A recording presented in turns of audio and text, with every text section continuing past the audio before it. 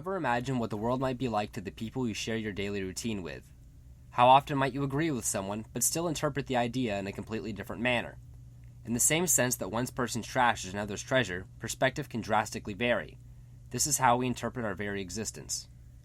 In this study, we may have gone a little too far off the beaten path. Truthfully, there is no question to be answered that would define our observations. There was no process to be followed and completed. It was curiosity that led us to the last-minute decision of doing an observational study. With a small window of time and an endless idea to consider, we did the one thing we knew we could do: ask questions. The 10 questions that follow are not intended to describe a single idea, but to explore the different interpretations of our peers, which in turn explore several ideas all at once. This could only be a small glimpse of our intentions. To understand the entirety of any perspective would take a lot more time, and a lot more people. Here's what we gathered, not with the hopes of impressing you, but with the hope that you might give the idea a second thought. Well, and the grade. We had to do something, right? This is an unfinished project. If more could be done, more would be done. Perhaps if the focus had been so easily shifted after the first attempt, but what is done, simple and stupid, yet intriguing. Within the sound of silence. Failure's part of life. You have to fail to learn. Learn and then to never do it. Agree. You don't succeed in anything if you don't fail. Never attempted in the first place. Fail. I knew that one. I think it's worse to fail. I turn my collar to the cold. You just crossed it when you came in my door. I think once you cross a line of social norms where you start to hurt yourself or other people, that could be considered wear, but it's definitely relative and based upon the societal norms that your society that you live in dictates. There is none. Because creativity and insanity can be very similar to each other. I think insanity is defined more as breaking direct laws and rules, where creativity is more exploring things in the sense of creativity can look like insanity as long as it's not harming anybody. I think insanity is usually defined as detrimental to yourself or others, maybe. Insanity would be doing the same thing over and over and never making changes to improve. Creativity would be making adjustments to what you're doing.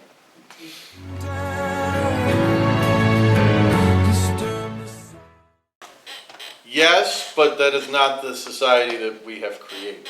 Money is now driving society, but happiness is what you make of it. And you can be happy without a lot of wealth, absolutely.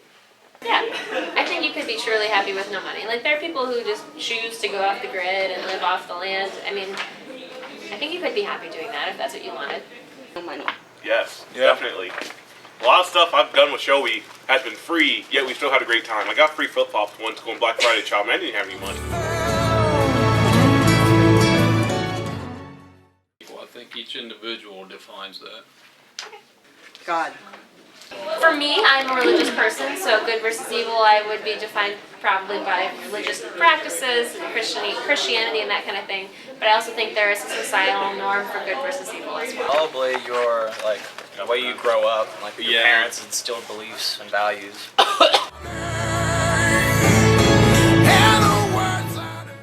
Well, living is what you make of your time on Earth. Living means you're pursuing and doing the things that you set out to do.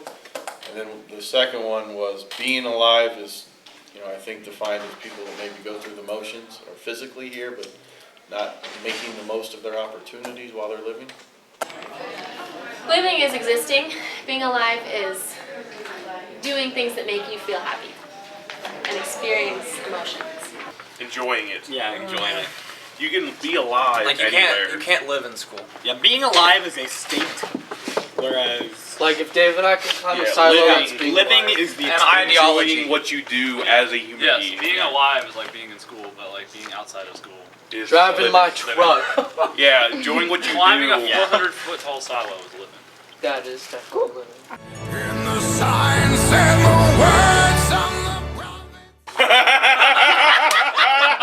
That's a good one. None. Very little. You have a lot of control of your life. You know, throughout life, you tend to like accrue debts and things like that, and you have to pay people back. You also you have emotional debts to the people in your family and the people that you're in relationships with, or your children. So I think that it's again up to your kind of own morality as to how important or how sacred you hold this.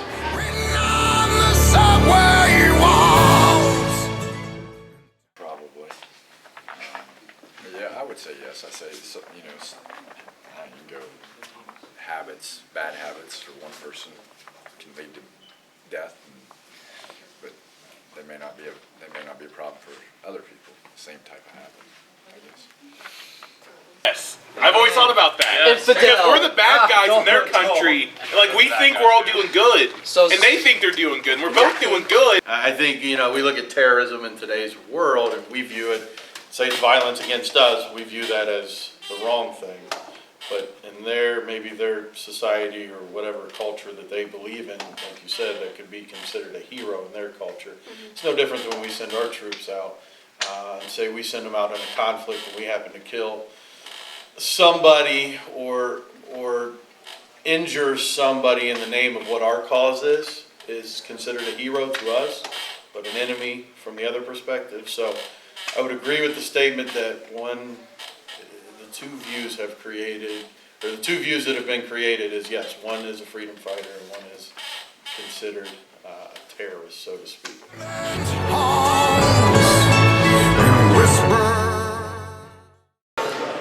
I would change people's disregard for the environment. I feel that the stuff that's happening on our planet is going to be devastating and catastrophic to the human race if people don't actively work to stop it from happening. So I would say making people more environmentally aware and having them take action to improve the stuff around us.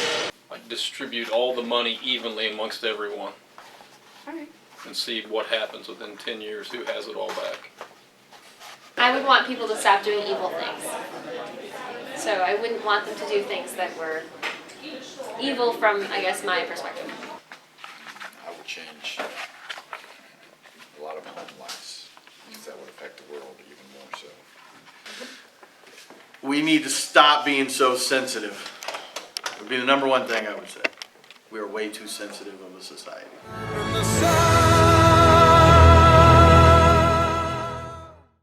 No. Oh yeah. Definitely. Yeah. Oh, Why? Yeah. Why are they okay? Sometimes you have to lie to people to protect. Because the government said so. I mean, think about it. Think about Like, obviously, we don't want to know that George Bush did 9/11, so we need a scapegoat. So the same fact, he can tell a little white lie about our national security in order to make millions on the way. No, white So you lies. just gotta do what you gotta do sometimes. Yeah, white lies are important because I could say Ben has a great sweatshirt and it could be really bad. It's It's not. not, But it makes but it Ben made Ben feel better. Not really. Okay. Yes, absolutely. White lies are okay. Of silence. You can't love anyone until you trust them. I'd say both. Okay, when there's no love in the world, all you'll have is trust. No, you love me. Okay. Yeah. Because like you don't want to get killed by your friend or whatever. Exactly. Yeah, because you can't truly love someone if you don't trust them.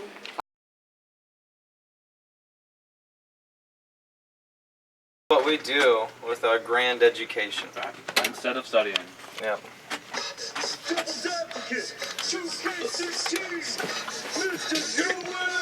Yep. So, well, there you go.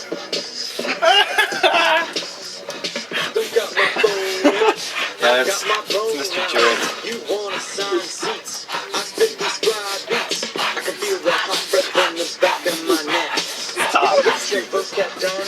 We better collect. Don't touch the blood.